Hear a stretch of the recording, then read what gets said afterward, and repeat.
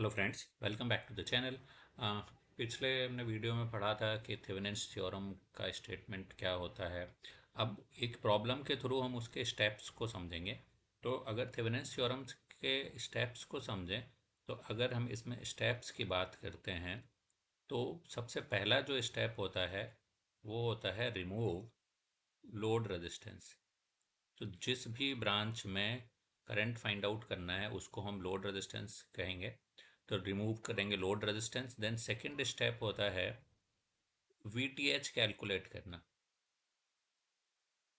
यानी जो open terminal हैं उनको वहाँ पर हम वोल्टेज कैलकुलेट करेंगे। थर्ड स्टेप होता है आरटीएच कैलकुलेट करना। और फोर्थ स्टेप होता है सर्किट को कनेक्ट करना। और फिफ्थ स्टेप अल्टीमेटली जो होता है वो होता है आई एल को कैलकुलेट। तो अब मैं एक सर्किट के एग्जांपल से आपको समझाता हूँ ये सारे स्टेप्स हम किस तरीके से सॉल्व करेंगे। सबसे पहले ये सर्किट लिया हमने जो है ना, जिसमें हमें इस 1 किलो ओम रेजिस्टेंस के थ्रू करंट फाइंड आउट करना है। तो जो लोड रेजिस्टेंस है वो हमारा क्या हो गया, load resistance will be R L will be equal to 1 kilo ohm. जब आर एल 1 किलो ओम हो गया तो ये हमें लोड रेजिस्टेंस की ब्रांच पता चल गई। तो सबसे पहला स्टेप क्या हो गया, लोड रेजिस्टेंस को हटाना। तो जब इसको हटा के सर्किट को हम रीड्रॉ करेंगे तो रीड्रॉ करने के बाद जो सर्किट बनेगा वो कुछ इस तरीके का बनेगा। ये हमारा वोल्टेज सोर्स है, ये 3 किलो ओम का रेजिस्टेंस है, इसके बाद ये 4 किलो ओम का रेजिस्टेंस है, ये फिर से एक 3 किलो ओम का रेजिस्टेंस है, और इसके बाद ये 3 किलो ओम का रेजिस्टेंस है, और ये हमारा ये भी एक 3 किलो ओम का रेजिस्टेंस है। और ये लोड टर्मिनल को हमने ओपन कर दिया। तो ओपन टर्मिनल को जनरली हम इस तरीके से सर्कल से डिनोट करते हैं। इसको हमने मान लिया टर्मिनल ए, इसको टर्मिनल मान लिया बी। ये 3 किलो ओम है, ये भी 3 किलो ओम है, ये 4 किलो ओम है, और ये 3 किलो ओम है, और ये भी 3 किलो ओम है, और ये है 10 वोल्ट। अब तो यानी हमारा जो फर्स्ट स्टेप है वो कंप्लीट हो गया। सेकंड स्टेप है हमें वीटीएच कैलकुलेट करना। अब वीटीएच कैलकुलेट करने के लिए यानी जो वोल्टेज यहाँ पर होगा उसको हम कहेंगे कि, क्योंकि वीटीएच क्या है, voltage at open circuit terminals, जहाँ पर हमने लोड रेजिस्टेंस को हटा दिया। तो जो वीटीएच या फिर वी ए बी, ये दोनों क्या होंगे, एक ही बात है। तो अब अगर वी टी एच या वी ए बी की बात करें तो हम यहाँ पर ये मान के चलते हैं, इस कंडीशन में देखिए कि क्या इस 3 ओम ब्रांच में कोई करंट फ्लो हो रहा है। अगर करंट फ्लो नहीं हो रहा है क्योंकि ये क्या है, ओपन सर्किट टर्मिनल है, तो फिर जो वोल्टेज इस पॉइंट पे होगा वो सेम वोल्टेज इस पॉइंट पर होगा। सिमिलरली जो वोल्टेज बी पॉइंट पर होगा वही सेम वोल्टेज इस पॉइंट पर भी होगा। तो हम अगर मान के चलें इसको कि जो वोल्टेज हमारा बी पॉइंट पर है वही वोल्टेज हमारा इस पॉइंट पर है, तो यानी जो वोल्टेज अक्रॉस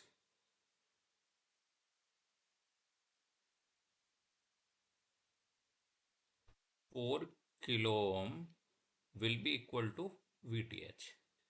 अब वोल्टेज अक्रॉस 4 किलो ओम क्या होगा, जो करंट यहाँ फ्लो हो रहा होगा, ये करंट अगर हमने आई मान लिया तो this voltage across 4 kilo ohm will B क्या होगा, आई इंटू दिस 4 किलो ओम। अभी हम इसको जो है ना किलो ओम नहीं लिख रहे हैं यहाँ पे, या फिर आई इंटू 4 किलो ओम लिख लेते हैं। तो अब ये जो आई है, ये आई कैसे कैलकुलेट करेंगे। आई कैलकुलेट करने के लिए आप देखो कि यहाँ पर ये एक मैश बन रहा है। जब मैश बन रहा है तो इस मैश में जब हमने केवीएल लगाया तो या आप सीधा देखो कि ये 10 वोल्ट बैटरी किसके क्रॉस कनेक्टेड है, 3 किलो ओम, 4 किलो ओम और 3 किलो ओम, यानी 10 वोल्ट बैटरी। तो सीधा सीधा जो फॉर्मूला निकल के आएगा इस क्या हो जाएगा, I will be equal to 10/3 + 4 + 3, और ये क्या है, किलो ओम है, तो इंटू 10⁻³ यानी ये जो आई की वैल्यू आएगी ये क्या आ जाएगी, 1 मिली एम्पियर। 10/10, और ये 10⁻³ ये ऊपर जाएगा तो ये आई की वैल्यू आ गई 1 मिली एम्पियर। तो अब VTH क्या हो जाएगा, VTH will be equal to 1 × 10⁻³ into 4 × 10⁻³। तो जो VTH की वैल्यू आ गई वो आ गई आपकी 4 वोल्ट। यानी हमने अब क्या किया, सेकंड स्टेप कंप्लीट कर लिया, VTH कैलकुलेट कर लिया।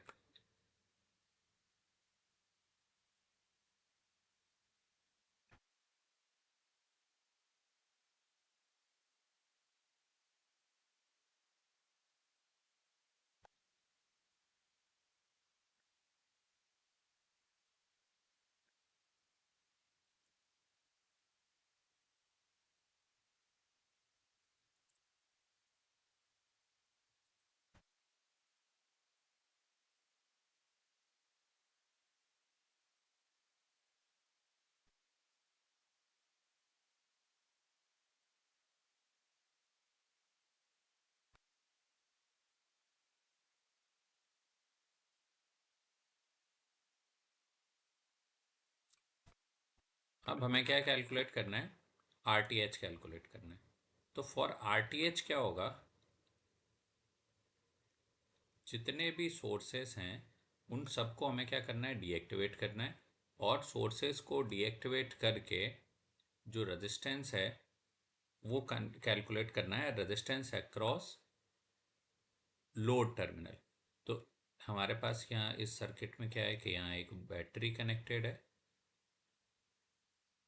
बैटरी के बाद एक रेजिस्टेंस यहाँ कनेक्टेड है, एक रेजिस्टेंस यहाँ कनेक्टेड है, एक रेजिस्टेंस यहाँ कनेक्टेड है, एक रेजिस्टेंस यहाँ कनेक्टेड है, और एक रेजिस्टेंस यहाँ कनेक्टेड है, और ये हमारे हैं open terminal A and B। तो जब हम RTH कैलकुलेट करेंगे तो RTH कैलकुलेट करेंगे एट ओपन टर्मिनल। तो यानी हम यहाँ से देखते हुए देखेंगे कि इस सर्किट का टोटल रेजिस्टेंस कितना है, और ये जो वोल्टेज सोर्स था हमने उसको कर दिया शॉर्ट। जब हमने इसे शॉर्ट कर दिया, ये हमारा है 4, ये है 3, ये भी हमारा है 3, और ये भी 3 है, और ये 3 है, ये किलो ओम में है। तो अब जब हम RTH कैलकुलेट करेंगे तो RTH will be equal to, इसमें देखें 3 और 3 ये कैसे कनेक्टेड हैं, सीरीज में, और ये 3 और 3 सीरीज के साथ ये 4 कैसे कनेक्टेड है, पैरेलल में। तो यानी 6 × 4 प्रोडक्ट बाई सम, यानी 6 + 4, और ये जो कॉम्बिनेशन है ये पूरा, ये कॉम्बिनेशन इन 3 और 3 के साथ सीरीज में कनेक्टेड है, +3 + 3। तो जो इसकी जो वैल्यू आएगी ये हो जाएगा आपका 24, यानी 2.4, 24/10 +3 + 3, यानी 336, और 2 8.4 किलो ओम, क्योंकि ये सारी वैल्यू किलो ओम में थी। अब नेक्स्ट स्टेप क्या होगा कि connect the circuit as per Thevenin's theorem. तो जब हमें सर्किट को कनेक्ट करना है तो सर्किट कनेक्ट करने के लिए हम क्या करते हैं, VTH,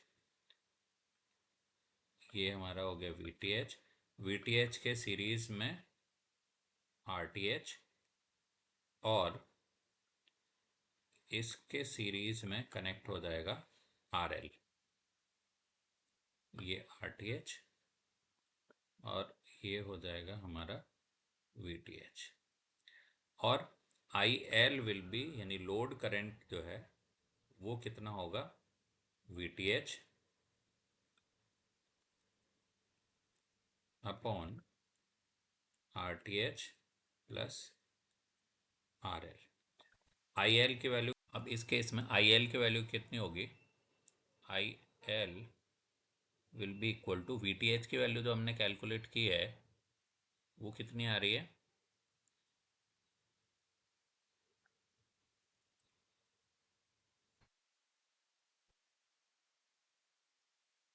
4 वोल्ट है। VTH is 4 volt. तो IL will be equal to, VTH की वैल्यू हो गई 4 वोल्ट अपॉन RTH की वैल्यू हमने कैलकुलेट की है 8.4 किलो ओम, प्लस RL की वैल्यू कितनी है 1 किलो ओम, यानी ये हो गया हमारा 4/9.4 किलो ओम। और अगर इसको सॉल्व करते हैं 4/9.4 को, तो जो इसकी जो वैल्यू आएगी ये होगी 0.0256।